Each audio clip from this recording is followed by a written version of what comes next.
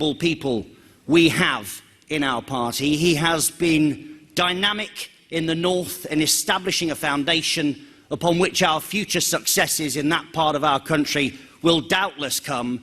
Ladies and gentlemen, our outgoing Deputy Leader, Paul Nuttall, MEP.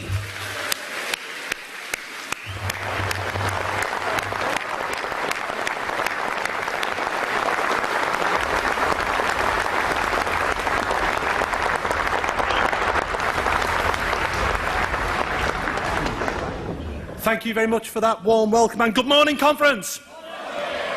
Thank you, Paul. Well, we did it, didn't we? We did it. We've achieved what we set out to do. We have succeeded in getting ourselves out of this sclerotic, out-of-date European Union. And aren't we getting off this juggernaut just at the right time? Only 48 hours ago, in the European Parliament, we heard the President of the European Commission, Jean-Claude Juncker, inform us that it's full steam ahead for a European army. When Nigel Farage warned of this back in 2014, Nick Clegg called him a dangerous fantasist. Some good it did him.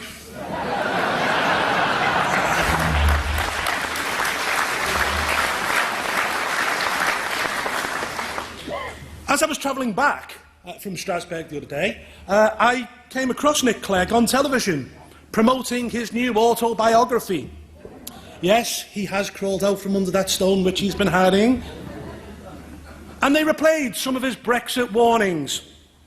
He literally just stopped short of warning of nuclear holocaust, a plague of locusts, and the murder of every first child born.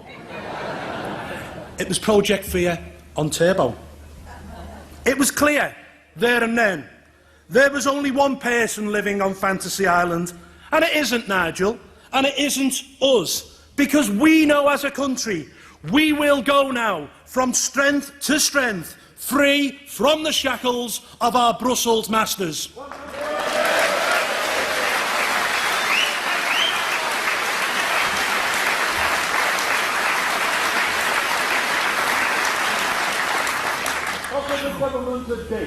Absolutely. But we are all celebrating in our own little way. I'm doing it with my Brexit beard, which meant that no one recognised me last night. At least it lasted longer than Nigel's 1970s moustache. Now, on a serious note, we have achieved so much in such little time. Undoubtedly, our greatest achievement has been this referendum. It would not have happened if it hadn't have been for UKIP.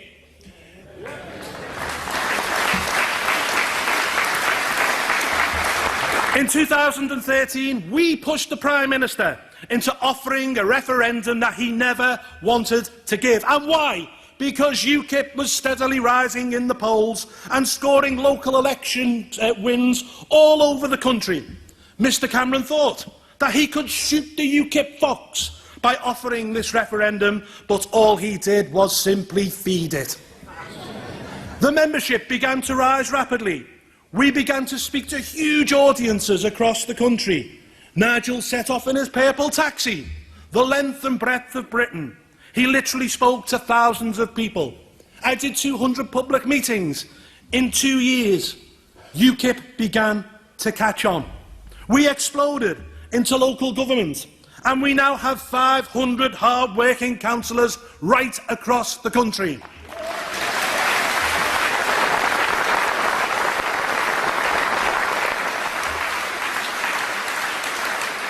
We forced the referendum, and you helped to win it. Brexit is yours.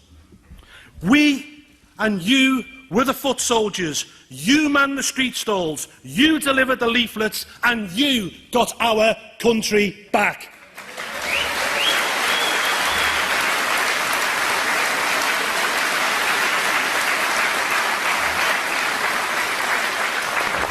You have made us proud again. You will be thanked by the next generation for giving them the power to shape their own destinies. Do not underestimate what you have achieved. Brexit will shape the direction that this country will take in the first half of this century. And what direction do we want it to take? Well, we want to see a Britain that can stand proud in the world, free and independent, a Britain that makes its own laws and has the ability to protect its own borders.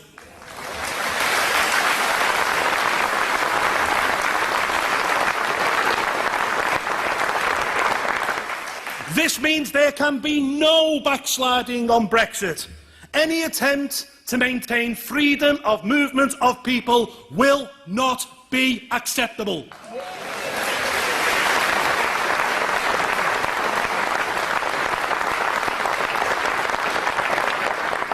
I want to see us have access to the single market, but not be part of it. I want a Britain that is friends with our European neighbours, but not bossed and dictated to. We want all of our laws to be made at Westminster by people we elect.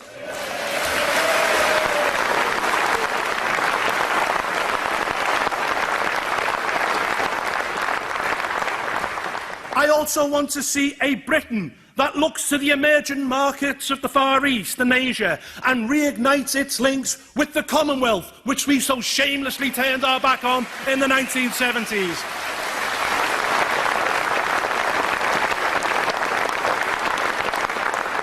This can now all be achieved, and it's thanks to you. Give yourselves a round of applause.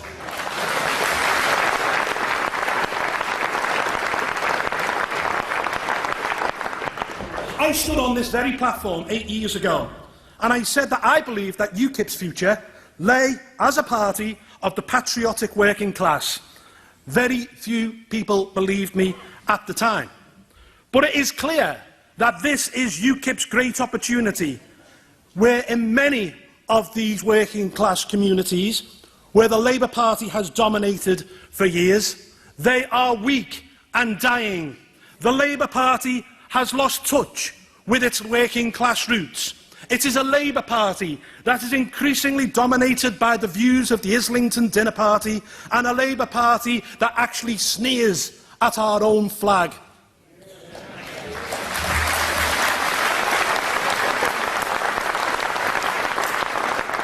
UKIP can make great strides in these areas as a party that wants to see firm border control, that wants to see prison sentences mean what they say, that wants to see all children of all classes get a fair start in life, and one that is prepared to put British people at the top of the pile.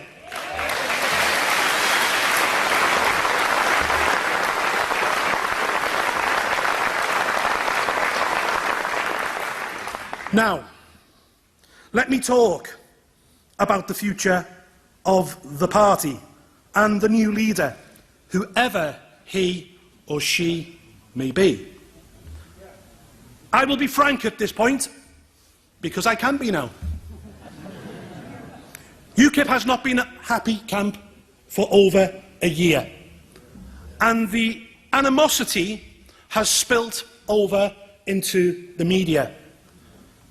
No one has emerged from this with their head held high.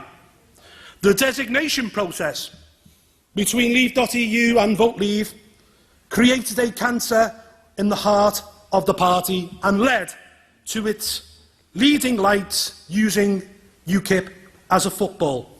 So much so that at this present moment the party resembles a jigsaw that has been emptied onto the floor. The new leader must put it back together.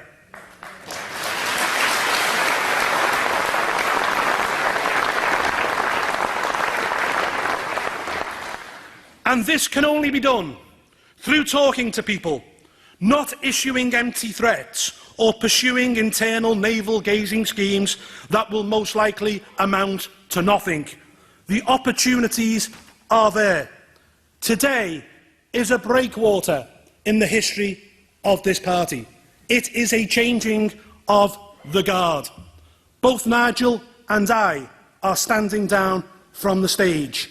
And standing down must mean standing down. The new leader will not benefit in any way, shape or form if any of us attempt to backseat drive. They must be their own person, they must stamp their own mark, and they must take control of every lever of the party. The new leader must be a unifier, not a divider. Seek compromise, bring people together, because as Winston Churchill once said, Giorgio is always preferable to war.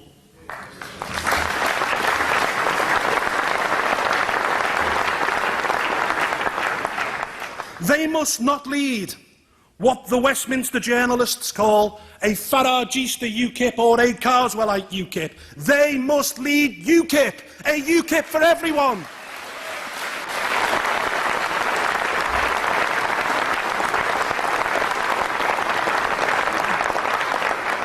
They must ensure that the party is a big tent where all talents are utilised and people are not marginalised for simply holding alternative viewpoints. I have always believed that the barometer of the maturity of any political party is how it deals with people who have different opinions. And this, unfortunately, is something we have failed to do well over the years.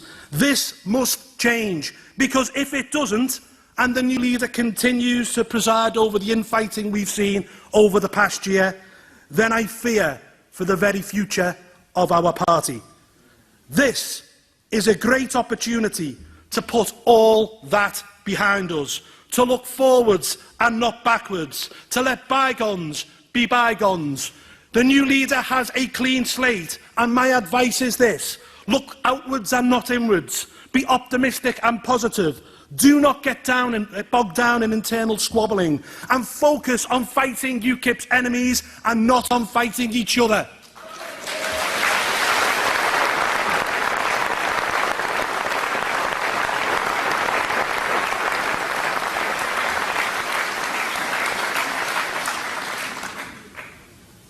Of course, as Lord Stevens said, there will have to be some form of constitutional reform. I was the first person in the party back in 2010 to talk about the need of a party board, a political board. But I never envisaged for 1 second that this board would not have elected representation from the membership. Do not allow democracy within the party to be taken away. Do not allow the party to become like the European Commission that you have destroyed. It needs to be accountable.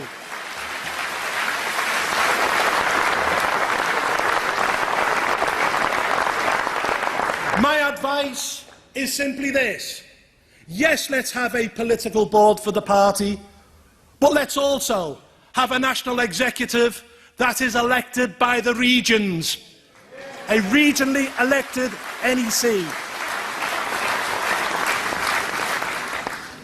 8 years ago, when I stood on this platform as your new party chairman, we were a party that was not registering in the opinion polls. Our membership was a mere third of what it is now. We were deemed so irrelevant that not one single national journalist actually turned up to cover the conference, which actually, seeing as I've been Michael Cricked outside, probably wasn't a bad thing. We have taken huge strides in that time, and I am as proud as Punch by what we have all achieved. In 2014, we became the first party since 1906 that wasn't the Labour Party or the Conservatives to go on and win a national election. We took 4 million votes at the general election. We got the people the EU referendum, and we have given this country the opportunity to put the great back into Great Britain.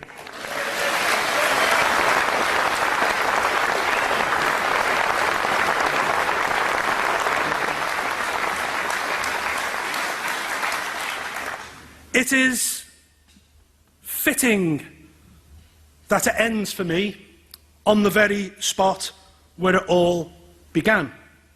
My colleagues, my friends, it has been a great honour and a pleasure to have been your party chairman and then your deputy leader for the past 8 years. I thank you all from the bottom of my heart for the support that you have given both me personally and the party in general. Never forget, you are its heart and lifeblood. Leaders and deputy leaders can come and go. None of us are indispensable. But you, the membership, without you, the party would be nothing. On that note, it is time to hand over to the next generation. They will take up the mantle. I wish whoever succeeds me as the Deputy Leader of UKIP all the best of luck. I thank you all and goodbye.